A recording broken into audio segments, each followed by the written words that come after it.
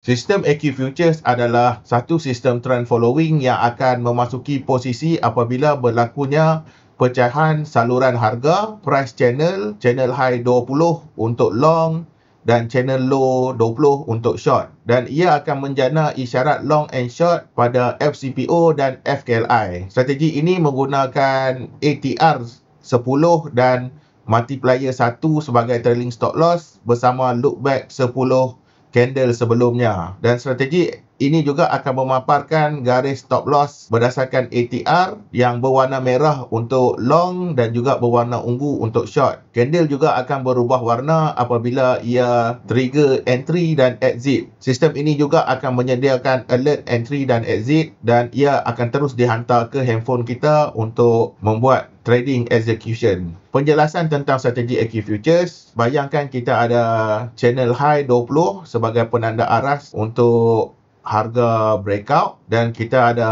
ATR sebagai kita punya stop loss, dan kita ada penapis volatility percent range 10%. Apabila candle telah memecahkan paras volatility, candle akan bertukar menjadi warna biru, dan pada candle seterusnya kita akan entry long, kita akan buy dan kita akan hold position itu sehinggalah harga telah memecahkan paras stop loss ataupun paras ATR terkini. Apabila ia telah terkena paras ATR ini, candle akan bertukar menjadi warna kuning dan kita akan exit long pada candle seterusnya. Dan selepas itu kita menunggu pula signal seterusnya, adakah ia memecahkan paras channel low, dan kita juga letakkan paras stop loss ATR 10 dan juga percent range 10%. Jadi apabila harga telah memecahkan paras volatility, candle akan bertukar menjadi warna merah tua. Pada candle seterusnya kita akan open position untuk short, dan kita akan hold position kita sehinggalah harga memecahkan paras ATR terkini, dan candle akan bertukar menjadi warna ungu, dan pada candle seterusnya kita akan exit short. Dan cycle ini akan terus continue hinggalah ia trigger signal buy semula dan seterusnya. Langkah seterusnya untuk newbie: buka akaun bersama Apex Security dan kuasai platform. Kedua, akses strategi EQ Futures lifetime percuma. Ketiga, laksanakan 20 paper trade berterusan. Keempat, analisis hasil menggunakan jurnal prestasi. Kelima, sertai community EQ untuk sokongan berterusan. Hubungi saya, Firdaus Majid. Follow saya di TikTok,